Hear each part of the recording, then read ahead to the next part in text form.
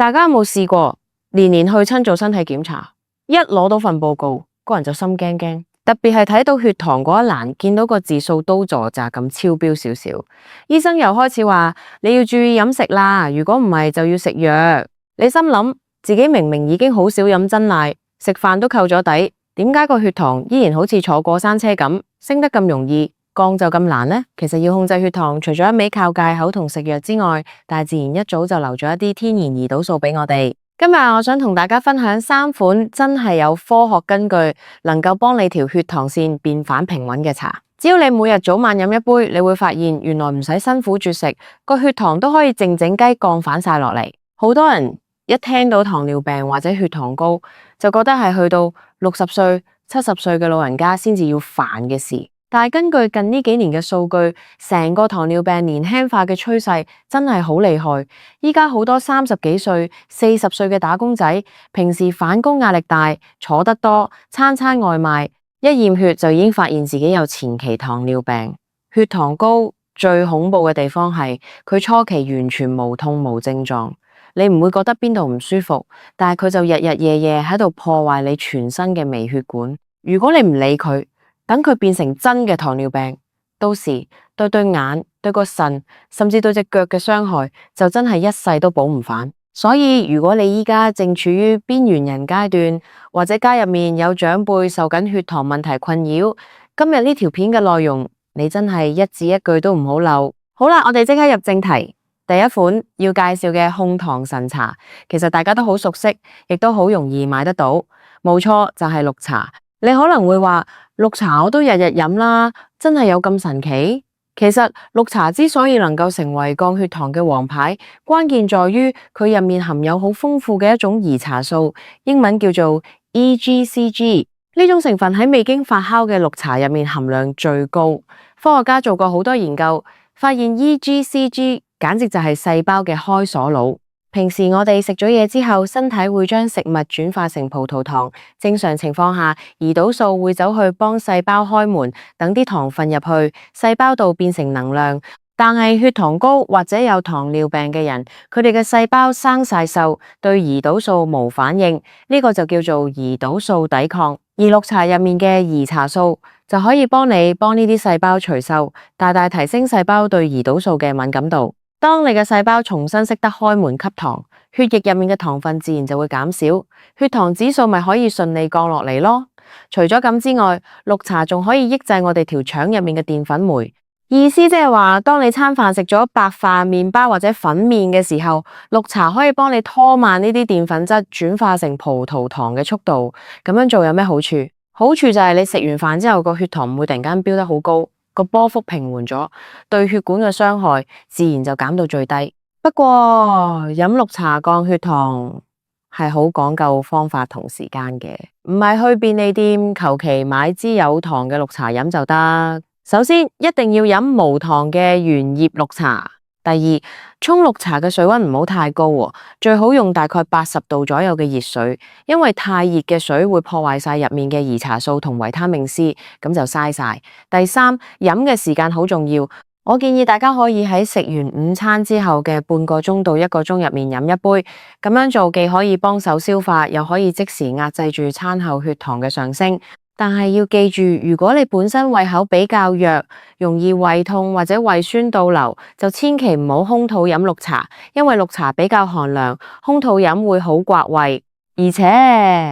綠茶含有咖啡因。如果你係嗰種飲少少茶就成晚眼光光到天光嘅人，咁夜晚嗰杯就絕對唔好飲綠茶啦。講完綠茶，跟住落嚟呢，第二款茶，對於平時手腳冰冷、體質比較虛寒嘅朋友，或者係年紀比較大嘅長者嚟講，簡直就係冬天同埋吹冷氣環境下嘅救星。呢款就係生薑茶。好多人知道生薑可以驅寒治感冒，但就唔知原來生薑係一個隱藏版嘅控糖高手。喺2015年嘅時候，有一項非常權威嘅臨床醫學研究，研究人員研咗一班患有2型糖尿病嘅患者做測試。佢哋發現呢班病人每日只要攝取少少嘅生薑粉，連續食咗12個星期之後，佢哋嘅糖化血紅素，即係我哋成日講嘅 HbA1c，竟然平均下降了接近10%。呢個數字喺醫學界嚟講係非常之驚人嘅，因為好多時連食藥都未必有咁顯著又安全嘅效果。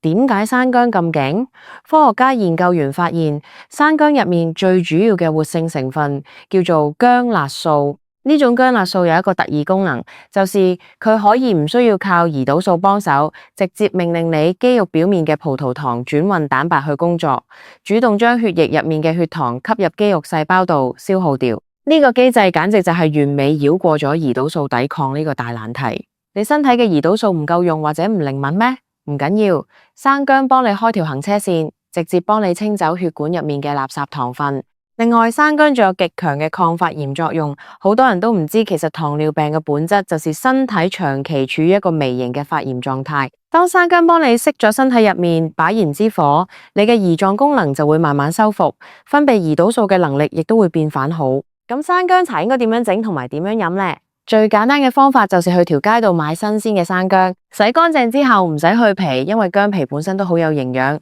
切幾片薄片，大概3到5片左右，放入杯入面，用熱辣辣嘅滾水焗佢10分鐘。如果你想效果更好，可以用個小煲仔加水煮佢15分鐘，將啲薑辣素徹底煮晒出嚟。飲嘅最佳時間是每日嘅朝早。俗語都有話，晨吃3片薑，如喝人參湯。朝早飲一杯熱辣辣嘅生薑茶，既可以幫你喚醒成個身體嘅新陳代謝，又可以穩固你整天嘅血糖基礎。但係呢度有一個非常重要嘅溫馨提示，坊間好多超市賣嘅包裝薑茶、黑糖薑茶或者薑母茶，入面其實加咗海量嘅砂糖或者黑糖。你以為飲緊健康嘢，其實係一啖一啖將糖水倒落個肚度，飲完個血糖唔飆升就奇啦。所以一定要自己用新鮮生薑沖，乜嘢糖都唔好加，咁先至係真正嘅降糖生薑茶。好啦，嚟到第3款茶，前面講到綠茶適合中午飲，生薑茶適合朝早飲。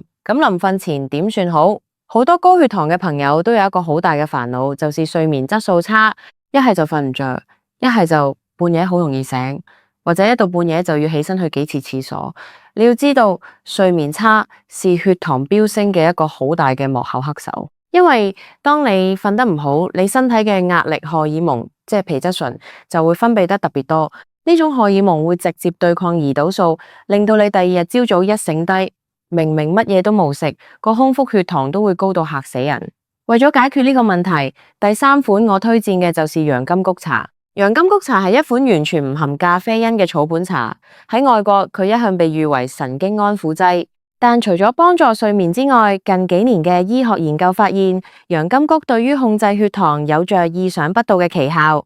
洋甘菊入面含有好多獨特嘅抗氧化物，例如芹菜素，呢啲成分可以做一件事，就是保護我哋胰臟入面嘅 beta 細胞。呢啲 beta 細胞就是專門負責製造胰島素嘅工廠。高血糖嘅人往往因為血管入面嘅糖毒性太高，導致呢啲工廠細胞大量死亡。而洋甘菊就等於幫呢啲工廠聘請咗一班頂級嘅保安，減少自由基對佢哋嘅破壞，等佢哋可以安安心心咁繼續生產高質量嘅胰島素。同時有研究指出，連續飲用洋甘菊茶幾個星期嘅人，佢哋體內嘅一種叫做全糖還原酶嘅活性會被顯著抑制。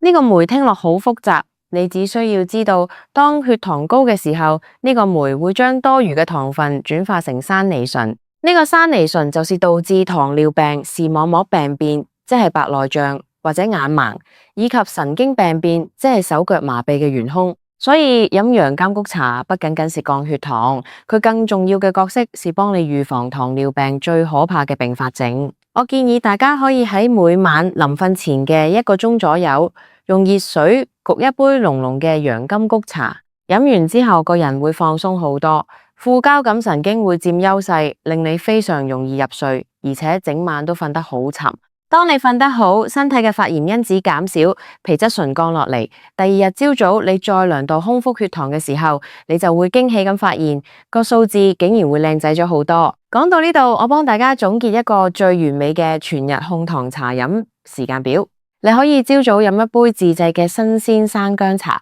幫身體暖胃驅寒，激活新陳代謝。食完午餐之後，過半個鐘到1個鐘，飲一杯溫熱嘅綠茶，幫手抑制餐後血糖上升，提升下半日嘅細胞胰島素敏感度。到咗夜晚臨瞓前1個鐘，就飲一杯清香嘅洋甘菊茶，安神助眠，同時保護胰臟細胞，壓制第2日嘅空腹血糖。呢3款茶互相配合，一邊暖身，一邊清熱，一邊安神，簡直就是全方位24小時不停頓咁幫你做血糖管理。不過最後我一定要同大家講幾句真心話，雖然呢3款茶真係有好多科學文獻支持佢哋嘅降糖功效，但大家千萬唔好將佢哋當成是可以包治百病嘅仙丹。如果你本身已經被醫生確診咗係糖尿病，依家正喺度食緊降糖藥或者打緊胰島素，你千祈唔好盲目停藥，因為茶飲係扮演一個最強輔助嘅角色，